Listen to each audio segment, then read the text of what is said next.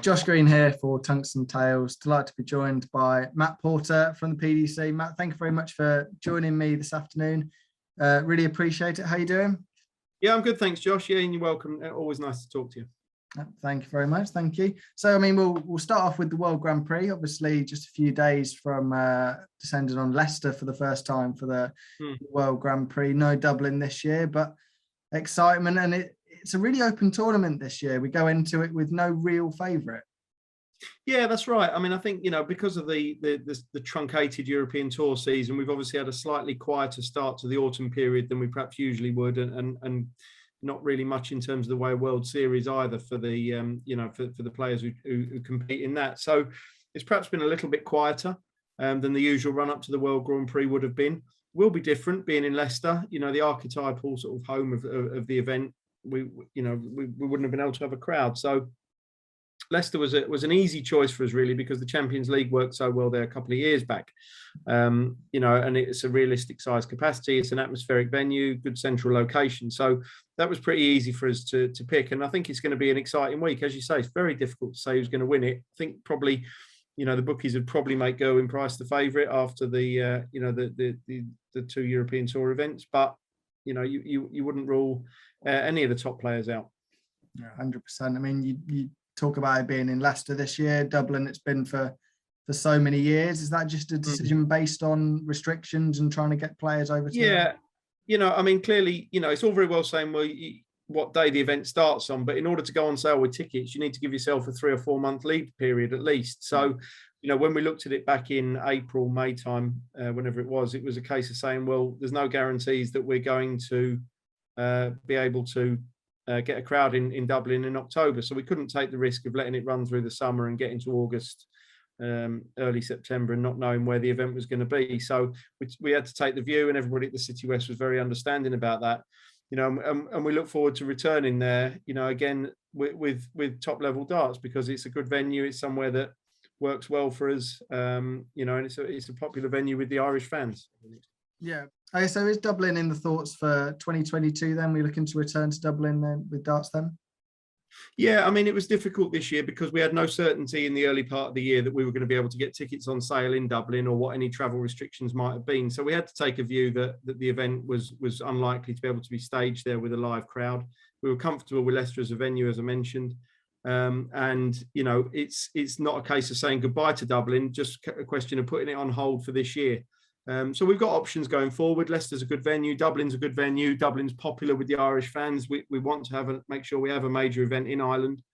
So yeah, look, going forward, as I say, we've got options as well, with the Grand Slam, because the Aldersley was only ever a short-term stopgap, and the Civic will be reopening there. So we'll have to take a view on all the events that have moved to temporary homes over the last couple of years, and see whether they revert to their original homes, or whether we look for somewhere new for them now. Yeah, you mentioned the Civic Hall there. That was going to be one of my next questions. I mean, that was such an iconic home of the Grand Slam of Darts for so many years, and obviously we've had this will be the third year, I think, at Aldersley Lesvidge. I think it was Coventry last year during the coronavirus. Is that the case, bringing the darts back to the Civic Hall? Yeah, I mean, the Civic is very atmospheric, and as you say, again, another venue that's become quite synonymous with its event, but it is a small venue. It's not necessarily the best equipped venue in the world in terms of backstage and other facilities as we look to grow the event. So it's something that we'll have to take a view on. To be honest, we haven't seen what it's like. Every time we've been to Wolverhampton over the last couple of years, it's had hoardings around it, and obviously the situation's been difficult with COVID. So we'd be keen to see what it looks like post its redevelopment work, and then we can take a view on it there. But this is definitely going to be the last year at the Aldersley Leisure Village. And the Grand Slam qualifying criteria, obviously a little bit different this year, with development tour players, challenge tour players, obviously still 2 female players to come through the women's series order of merit. It's a little bit of a change from what we're used to seeing with the amateur background, isn't it? Yeah, I mean, there hasn't really been much amateur darts, has there, over the last 18 months or so. So it's been very difficult for any of the organisations who are sort of competing for that BDO real estate, if you like, to get anything up and running. But we're in communication with all of them. They all seem to have good ideas, all seem to be keen to move things forward. But, this year we took the view that actually we're trying to develop our own system from the bottom up, rather than just look at, we in the past we were always accused of just being for the elite of the game, but actually that's not true. We're a conveyor belt from the first time you pick up a dart to the time you become world champion now. So we want to give players from our own system the opportunity, whether that's the Challenge Tour, the Development Tour, the Women's Series. So it was a case of saying, look, there aren't really any obvious candidates from outside our system, so let's look within it. Yeah, I mean, you mentioned there, obviously many of the players on the challenge, pretty much all the players on the Challenge Tour are amateur players who would be competing in the likes of the WDF and obviously UKDA events and county darts as well. Same goes for the Development Tour.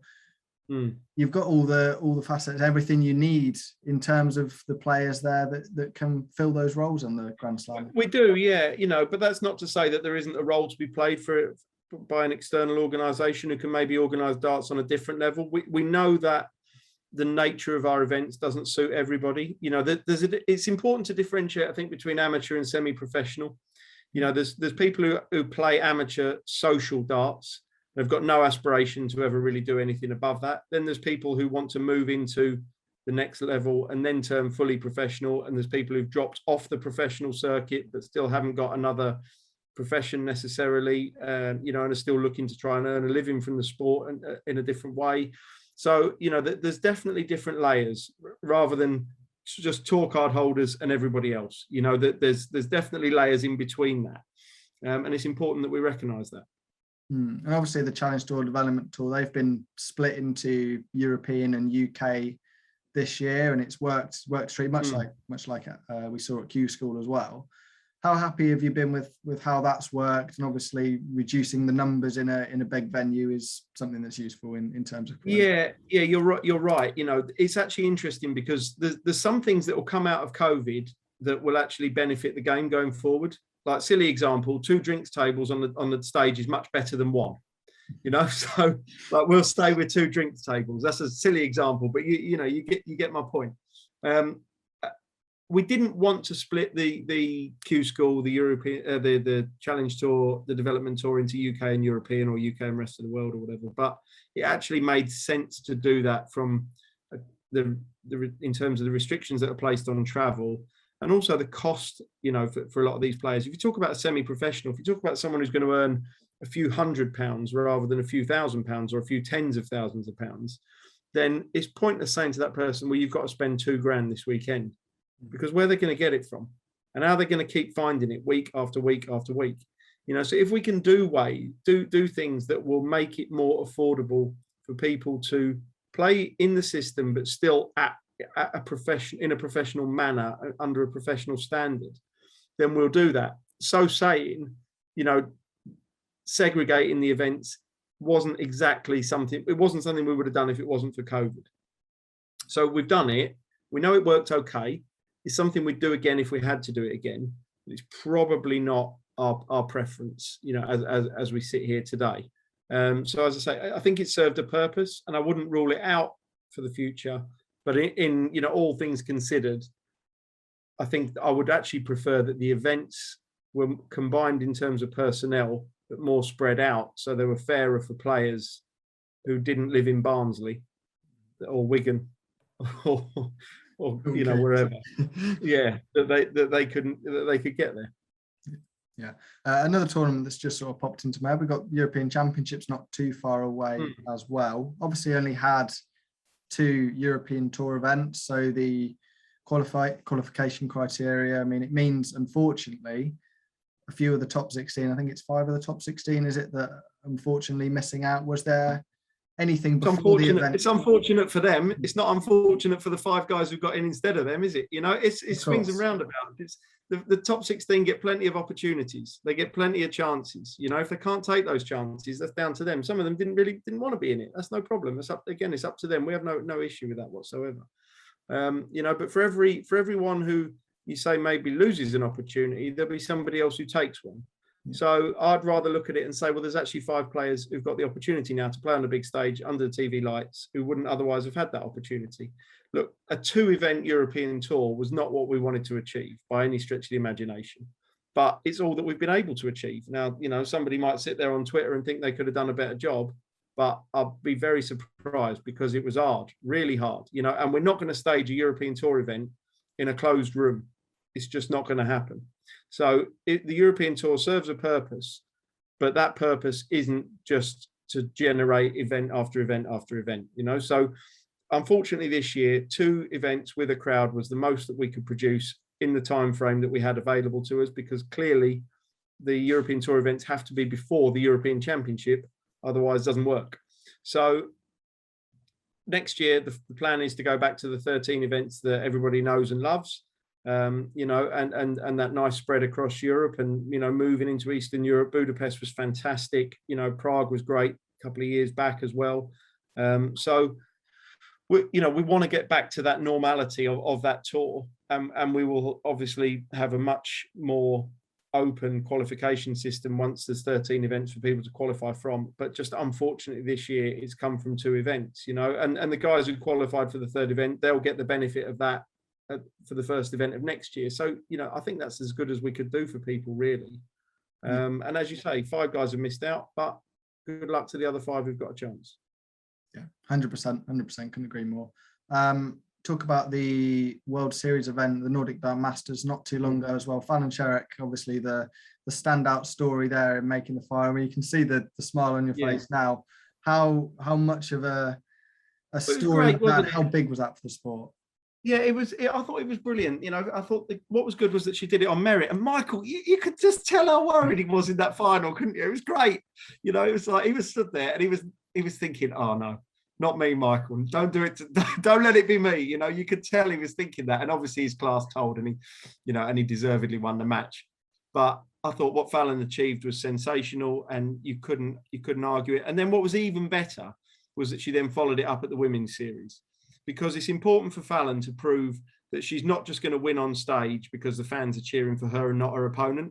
So for her to then do it amongst her peer group, you know, where she'd had a few issues, you know, last year it was a bit more difficult for her and she didn't quite get through, did she? You know, so we know that in that women's game, there's a small number of players who you know, pull away a little bit from the rest. But that's not to say that they can't all beat each other on the day. So I think for Fallon personally to back up what she did in Copenhagen with what she then produced at the women's series, with that sensational performance in the final, you know, I mean, her and Lisa were absolutely, like, if that was a boxing match, that would have been pay-per-view like all weekend. Just them 2 going at it toe to toe was, you know, was brilliant, and no one could tell who was going to win. And then obviously in that last match, Fallon just produced an extra gear, but she's got to aspire to what Lisa's done, hasn't she? Because Lisa's got a tour card.